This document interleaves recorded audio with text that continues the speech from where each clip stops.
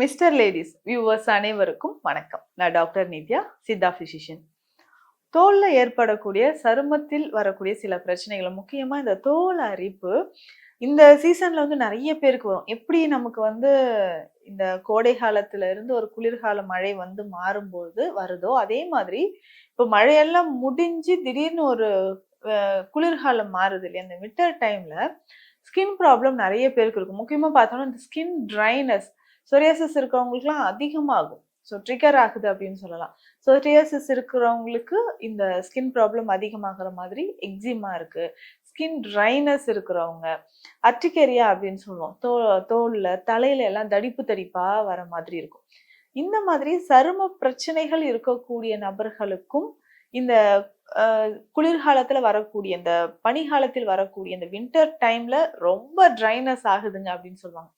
So இதற்கு பேசிக்கா நம்ம என்னென்ன வழிமுறைகளை ஃபாலோ பண்ணலாம் அப்படின்னு நம்ம தெரிஞ்சுக்கலாம்.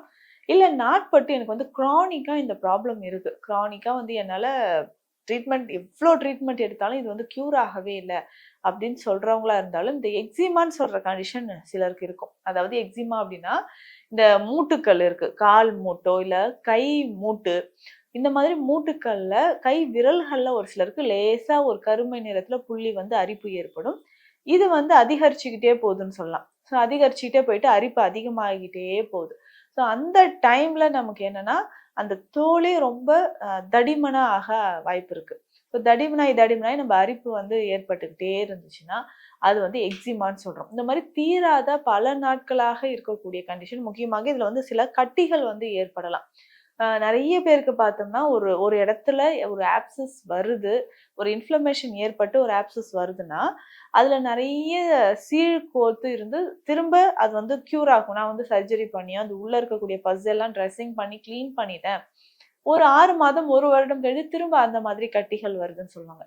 இது எல்லாமே ரொம்ப ரேர் கண்டிஷன். பட் இதனால நிறைய பேர் பாதிக்கப்பட்டிருப்பாங்க. முக்கியமாக இந்த சர்க்கரை நோயாளிகளுக்கு சொல்லவே வேண்டாம். ஆப்சஸ் அப்படின்னு சொல்லக்கூடிய இந்த மாதிரி கட்டிகள், இந்த பிரச்சனைகள் வந்து முக்கியமாக சர்க்கரை நோயாளிகள் நிறைய பேருக்கு ஏற்படுது. அப்போ இந்த சர்க்கரை நோயாளிகளுக்கு ஏற்படக்கூடிய சருமம் சார்ந்த பிரச்சனைகள் நிறையவே இருக்கும். அதற்கு அடுத்தது வந்து பார்த்தோம்னா, இந்த சரும பிரச்சனைகளுக்கு ஆல்ரெடி நான் நிறைய ட்ரீட்மெண்ட் எடுத்துட்டேங்க. அந்த டைம்ல எனக்கு க்யூர் ஆகுது, திரும்ப வருது. இதுல முக்கியமா பார்த்தோம்னா, எக்ஸிமா அப்படின்னு சொல்லக்கூடிய பிரச்சனை. இந்த எக்ஸிமா பிரச்சனை வந்து கரப்பான் அப்படின்னு நம்ம சொல்றோம். இந்த கரப்பான் நோய் பார்த்தோம்னா, நம்ம விசிபிளா பார்க்கும்போது நார்மலா இருக்கும். ஆனா ஒரு சிலர் வந்து எனக்கு கால்ல இந்த இடம் மட்டும் இருக்குங்கன்னு சொல்லிட்டு ஆங்கிள் ஜாயிண்ட்ல கீழ அந்த கொலுசு போடுற இடத்துல கரெக்ட்டா காட்டுவாங்க. பல வருஷமா எனக்கு இருந்துட்டு இருக்கு. அதே மாதிரி எல்போ ஜாயிண்ட்லயும் நிறைய பேருக்கு இருக்கும். இந்த தோல் பிரச்சனைகளுக்கு முக்கியமா நம்ம ஃபாலோ பண்ண வேண்டிய விஷயங்கள் என்ன? இதுல பெண்களாக இருக்கும்பொழுது அடிக்கடி மஞ்சள் தேய்ச்சி குளிக்கிறது ரொம்ப நல்லது. அதற்கு அடுத்ததாக பார்த்தோம்னா, ஸ்பெஷலா குளியல் பொடி.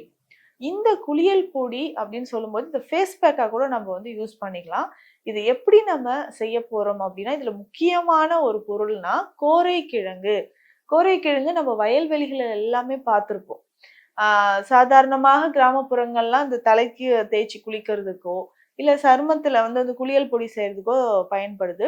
இந்த கோரைக்கிழங்கு ஸ்பெஷலா ஸ்கின்னோட எல்லா ப்ராப்ளம்க்கும் ஒரு பெஸ்ட் ஒரு சொல்யூஷன் அப்படின்னு சொல்லலாம். பேசிக்கா இந்த கோரைக்கிழங்கு நாட்டு மருந்து கடைகள்லயே கிடைக்கும். இது வந்து ஒரு 1/2 கிலோ நம்ம போடுறோம்னா, இப்ப நான் சொல்ற மத்த மூலிகைகள் எல்லாமே ஒரு 100 கிராம் அளவுக்கு தேவைப்படும் சொல்லலாம். என்னென்ன மூலிகைகள் தேவைப்பட போகுது அப்படின்னா, இதுல முக்கியமாக அடுத்தது கஸ்தூரி மஞ்சள், பூலாங்கிழங்கு, நன்னாரி, வெட்டிவேர். இது எல்லாமே நம்ம சேர்க்க போறோம். இந்த மூலிகைகளோட கோரைக்கிழங்கு அவ்வளவுதான். வேற எந்த மூலிகையும் சேர்க்க வேண்டாம். நல்லா உலர்த்தி நம்ம பவுடர் பண்ணி எடுத்து வச்சுக்கணும். எதற்காக இத நம்ம சொல்றோம்னா, அந்த குளியல் பொடி உடல்ல நல்லா தேய்ச்சி குளிக்கிறதுக்கு முக்கியமா இந்த சொரியாசிஸ் இருக்கிறவங்க, எக்ஸிமா இருக்கிறவங்களுக்குலாம் அந்த இடத்துல வந்து நம்ம அப்ளை பண்ணிடணும். இத பேசிக்கா நம்ம வேப்ப எண்ணெயில கலந்தும் அப்ளை பண்ணலாம். யாரெல்லாம் இந்த பொடிய வேப்ப எண்ணெயில கலந்து அப்ளை பண்ணலாம் அப்படின்னு பார்த்தோம்னா, ஃபங்கல் இன்ஃபெக்ஷன் இருக்கு. அந்த படர்தாமரை இன்ஃபெக்ஷனோ, இல்ல சொரியாசிஸ் ரொம்ப வருஷமா இருக்கு. முக்கியமாக இந்த எக்ஸிமா கண்டிஷன், தோல் வந்து ரொம்ப கருமை நிறத்துல தடிமனா மாறி இருக்கு இல்லையா? அவங்க வந்து இந்த பொடிய வேப்பெண்ணெய் கொஞ்சம் விட்டு நல்லா மிக்ஸ் பண்ணி அந்த இடத்துல அப்ளை பண்ணலாம். ஸோ ஒரு நாளைக்கு ஒரு 1 மணி நேரமோ, 2 மணி நேரமோ, இல்ல இரவு நம்ம தூங்கும்பொழுது இந்த ஆயில்ல இத மிக்ஸ் பண்ணி இந்த பவுடர அப்ளை பண்ணிட்டும் நம்ம தூங்கலாம். இந்த மாதிரி நம்ம ஃபாலோ பண்ணிட்டு வரும்பொழுது நிச்சயமாக அந்த தோல்ல இருக்கக்கூடிய பிரச்சனைகள் குணமாக ஆரம்பிக்குது. அடுத்து முக்கியமாக கொல்லன்கோவை அப்படின்னு சொல்லக்கூடிய ஆகாச கருடன் கிழங்கு. தோல் நோய்களை முற்றிலுமாக விரட்டக்கூடியதுதான் இந்த ஆகாச கருடன் கிழங்குன்னு சொல்றோம். இந்த கிழங்குல இருந்து நம்ம சாறு எடுத்து நம்ம இந்த திருஷ்டிக்காகலாம் வெளியில வந்து வாசல்ல கட்டுவோம் அந்த கிழங்கு. ஸோ இந்த கிழங்கு வரும் திருஷ்டிக்கு மட்டும் இல்ல, தோல் நோய்கள் பல வருஷமாக பயனளிக்காம இருக்குங்க. எனக்கு எந்த மெடிசன்ஸ் எடுத்தும் எனக்கு வந்து ட்ரீட்மெண்ட் எடுத்தும் எனக்கு எந்த விதமான யூஸும் இல்ல. திரும்ப திரும்ப ஸ்கின் ப்ராப்ளம் வருது. இந்த எக்ஸிமா இருந்துகிட்டே இருக்கு அப்படின்னு சொல்றக்கூடிய பல வருஷமா இருக்கக்கூடிய தோல் சம்பந்தப்பட்ட நோய்களுக்கு இந்த ஆகாச கருடன் கிழங்கு மிக சிறந்த ஒரு மருந்து.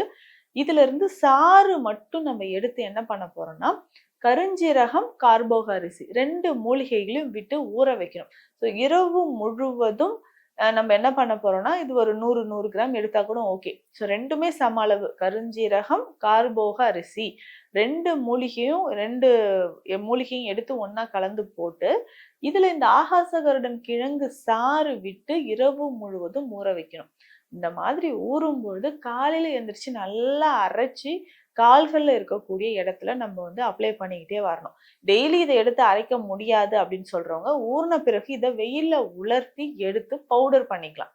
இந்த பவுடரை நம்ம என்ன பண்றோம்னா, நம்ம தோல் சம்பந்தப்பட்ட பிரச்சனைகள் இருக்கக்கூடிய இடத்துல நம்ம அப்ளை பண்ணிக்கிட்டே வரணும். தேங்காய் எண்ணெயில போட்டு நல்லா மிக்ஸ் பண்ணி அந்த தோல் நோய்கள் இருக்கக்கூடிய இடத்துல நம்ம நல்லா தடவிக்கிட்டே வந்தோம்னா டெய்லி இதை ஃபாலோ பண்ணும்போது நிச்சயமாக ஒரு 2 வாரங்கள் இது தொடர்ந்து செய்யும் போதே நல்ல ஒரு முன்னேற்றம் கிடைக்கும். ஒரு மாதம் நம்ம இதை ஃபாலோ பண்ணோம்னா நிச்சயமாக அந்த கருமை நிற திட்டுக்கள் இது எல்லாமே மறைய ஆரம்பிச்சு ஸ்கின் வந்து நார்மலாக ஆரம்பிக்கும். திரும்பவும் இது வராமல் இருக்கும். இதற்கு ஏற்ற மாதிரி நிச்சயமாக உணவு முறைகள் ஃபாலோ பண்ணும். ஏற்கனவே நான் வந்து எனக்கு வேர்க்கடலை எடுத்தாலோ, கத்திரிக்காய், முள்ளங்கி இதெல்லாம் சாப்பிட்டாவே அலர்ஜி இருக்குன்னா அந்த ஃபுட் எல்லாமே அவாய்ட் பண்ணிக்கோங்க. கரப்பான் பதார்த்தம் அப்படின்னு சித்த மருத்துவத்துல சொல்லுவோம். கேழ்வரகு, கம்பு, சோளம், வேர்க்கடலை இது எல்லாமே டோட்டலா அவாய்ட் பண்ணணும். அதுதான் கரப்பான் பதார்த்தம்னு அதுக்கு பேர். எக்ஸிமா இருக்கிறவங்க இது எல்லாமே அவாய்ட் பண்ணணும்.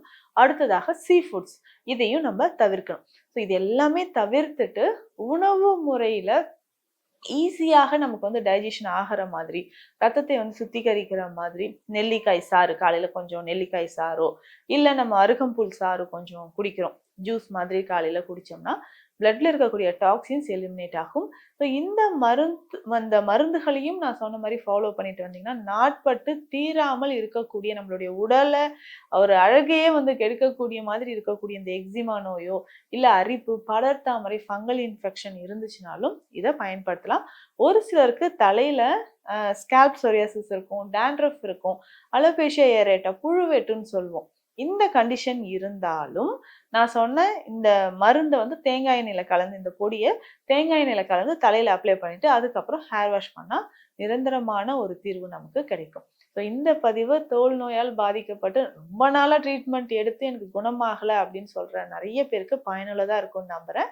மீண்டும் அடுத்த பதிவில் சந்திக்கலாம். நன்றி.